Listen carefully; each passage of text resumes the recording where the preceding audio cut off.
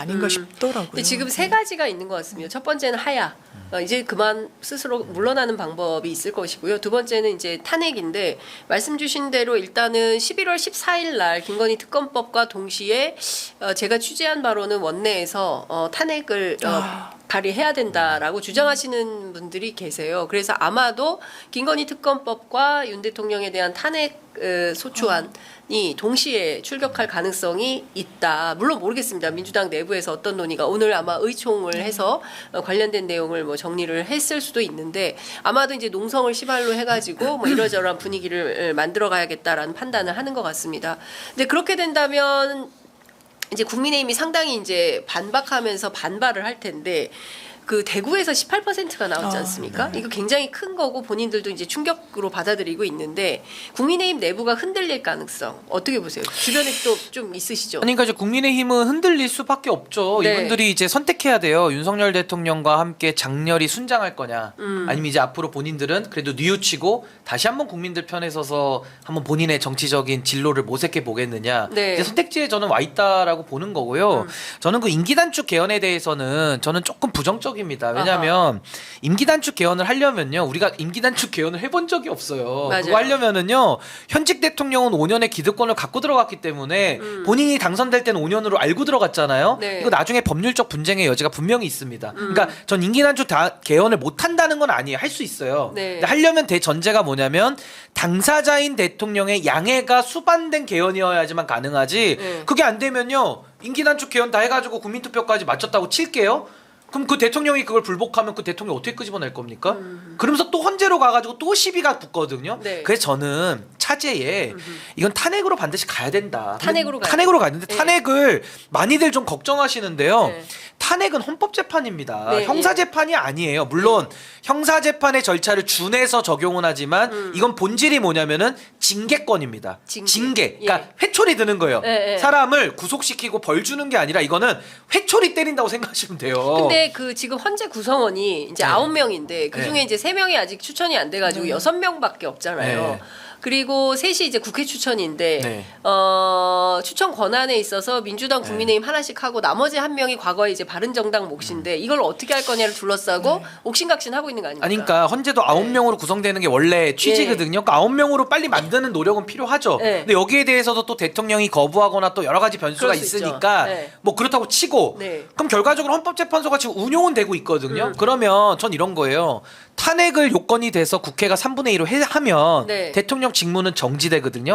헌법재판소로 넘어가면 네. 헌법재판소는 이게 징계재판의 일종이기 때문에 정치적 사법기구라서 여론의 영향을 민감하게 받습니다. 아하. 여론 재판이에요, 사실상. 네, 네. 그럼 지지율이 그때 되면 한 자릿수 가 있을 건데 이걸 다시 살려서 직무에 복귀한다? 절대 그렇게 못합니다. 헌재가. 못합니다. 네. 왜 그렇게 못하냐면 하잖아요? 네.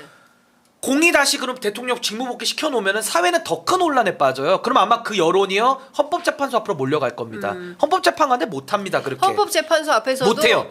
박근혜 국정농단 사태 때 네. 헌재 마지막에 헌재 앞에서 집회 못해요. 많이 했습니다. 그래서 그게 헌법재판관들이 굉장히 고뇌를 하면서도 박근혜 대통령 때도 똑같았어요. 다 박근혜 대통령이 임명한 사람들이었거든요. 맞아요. 야, 저분들이 저거 기각하면 어떡하나?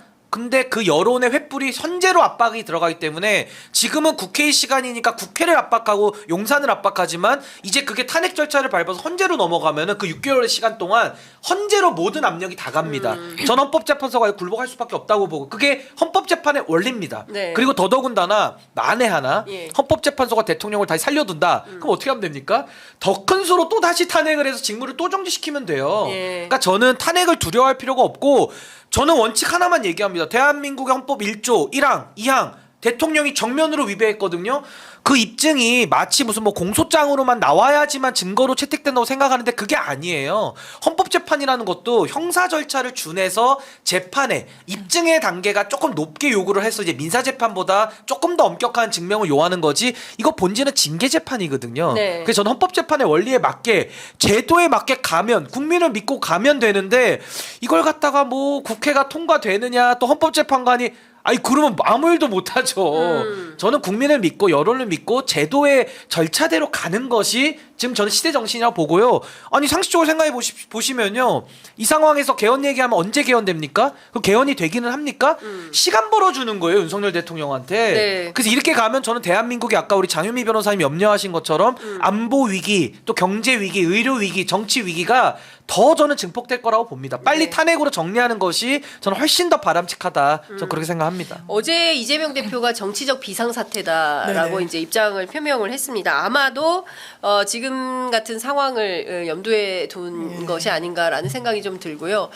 사실은 원내 제1당이고 제일 큰 당이기 때문에 민주당 차원에서의 고뇌와 고민도 굉장히 깊을 것 같아요. 예. 근데 지금 뭐 개헌으로 갈 거냐, 그러니까 이제 신 변호사님은 이제 탄핵을 두려워하지 말고 탄핵 절차를 밟아라. 아니 죄진 사람은 벌을 받아야지. 받아야 그걸 어떻게 된다. 면해줍니까? 그러니까, 탄핵으로 가야지. 네, 다른 생각 없이 민주당은 탄핵 절차에 돌입을 해라라는 요구고 또 민주당 내부에서는 여러 고민이 있는데 네, 실제로 네. 그 가능성은 얼마나 있다고 보세요? 저는 왜 이게 아이러니하게도 이진숙 방통위원장이 직무집행 정지되면서 네. 이게 그 헌재에 대해서 문제 제기를 했단 말이에요. 지금 6인 체제로는 아무것도 못하게 돼 있는데 그게 너무 부당하다. 그럼 우린 다 올스탑 돼야 되냐. 그래서 그걸 풀어주는 대단히 어떻게 보면 유의미한 판결이 나온 거예요. 그래서 일단 판단은 받아볼 수 있게 된 거예요. 6인 체제로. 근데 6인의 전체에 일단 찬성이 있어야 되는데 이제 박근혜 전 대통령 때를 이제 상정하지 않을 도리가 없는데 그때는 탄핵이 마침표가 딱 찍혔으니까요. 그 당시에 민주당의 탄핵 백서를 이제 같이 관여했던 분한테 얘기 들었더니 이게 세 개의 트랙이 돌아갔다. 이제 검찰 수사도 있었고 특검도 있었고 국정조사까지 했었다. 네. 그래서 많은 부분이 객관적으로 좀 확인이 되는 절차가 좀 선행됐던 부분이 있었던 것 같아요. 네. 그런데 이 정부는 거기에서 힌트를 얻은 것 같아요. 특검을 받으면 우리가 죽는다라고 생각하는 것 같아요. 그러면서 국민 여론을 왜 무릅쓰고 거슬렀느냐. 그게 왜냐하면 자기가 수사했잖아요. 박근혜 전 대통령. 네. 그러면서 이게 탄핵에 그냥 가장 뇌관이 됐구나라고 생각해서 아예 그런 조치조차 첫 발을 못 대게 무리수를 도왔던 것 같아요. 네. 왜냐하면 탄핵에 따르면 헌법과 법률의 위반이 있어야 되는데 아주 중대한이라는 요건을 이제 대통령에 대해서는 예외적으로 붙이고 있고 그랬을 때 지금까지 이제 저도 신인규 변호사님 말씀에 대단히 공감합니다만 이 보수적인 헌법재판소가 어쨌든 기본적으로 헌법과 법률 위반이 수사기관에서 확인이 제대로 되지조차 못한 상황에서 탄핵을 땅땅땅 할 것인가 그것도 전원의 의견 일치로 지금 6인 체제에서 그 의문이 아직은 사라지지 않고 네. 또 뭐 전략적으로는 민주당에서 지금 흐름에서는 수권 정당으로서 이제 가져갈 권력이 그걸 받을 가능성이 매우 농후한데 너무 큰 변수에 대한 이제 부담감도 있다라는 지적도 있어서 그래서 탄핵이 아직 민주당에서 본격적으로 구체적으로 모든 의원들의 한 목소리로 진행되는 건 아니지 않나라는 생각이 듭니다. 그렇군요. 예. 네, 어쨌든 뭐 워낙 신중하게 뭐 제1야당으로서 접근을 해야 될 필요가 있어서 그런 것 같고요. 오늘 아침 중앙일보가 갤럽, 한국갤럽에 의뢰한 여론조사 내용에 따르면 윤 대통령이 2022년 5월 취임 후 지금까지 한 일 중 가장 잘한 게 뭐냐 한 가지만 말해달라라는 주관식 질문에 없다 모르겠다가 74%로 기록이 됐습니다.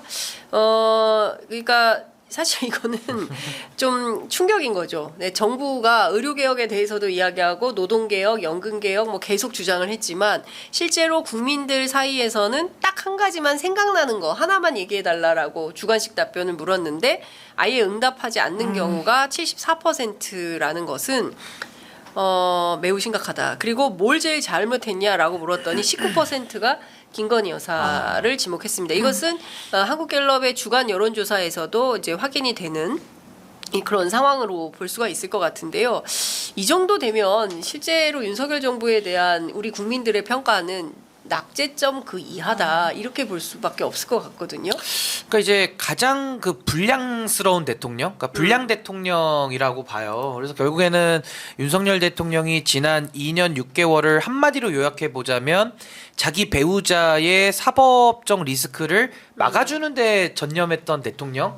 그리고 국민들의 삶이나 여러 가지 국민들의 미래에 대한 과제에 대해서는 너무나도 게을르고 나태했던 그런 대통령으로 저는 기록이 될 것 같아서 저는 이제 많은 국민들이 그런 생각 하실 거예요. 총선 때 저는 이제 여권 출신 인사임에도 불구하고 제가 그때 야당을 제가 지지해서가 아니라 네. 이거 야당이 200석 이상 해야 된다. 전 그런 얘기를 많이 얘기하고 다녔어요. 그 왜냐하면 윤석열 대통령에 대한 평가가 저는 이미 진작에 좀 끝나 있었기 때문에 그 얘기를 했던 건데 그때도 이제 많은 분들이 평론하실 때는 윤석열 대통령한테 마지막 기회를 준 것이다. 이렇게 많이들 해석을 하셨는데요. 뭐 좋습니다. 마지막 기회를 국민들이 주신 거니까 이제는 그 기회가 끝나간 걸로 보여지지 않습니까? 이제 그 누구도 윤석열 체제 이제 후반전에 들어서는데 후반기가 어떠한 변화의 모멘텀이나 어떠한 뭐 국민들을 위해서 단 하나라도 긍정적인 일을 할 거라고 예상하는 분들 저는 거의 없다고 봅니다. 지금 갤럽 기준으로도 19%가 긍정인데요. 그 긍정으로 지지하시는 분들의 이유를 봐도 잘 모르겠다가 1위입니다. 그러니까 모르고 지지하고 있어요. 그러니까 이런 일입니까? 이런 정말 그 무지성 지지 체제는 이제 막을 내릴 때가 됐고 누구라도 대한민국의 미래 대한민국의 오늘을 생각한다면은 전 윤석열 체제는 더 이상 놔두는 것이 전 역사의 죄를 짓는 거 아닌가. 저는 그 생각에서 저는 빠르면 빠를수록 좋기 때문에 빨리 끝내서 정리하는 게 가장 옳다. 전 그렇게 생각합니다.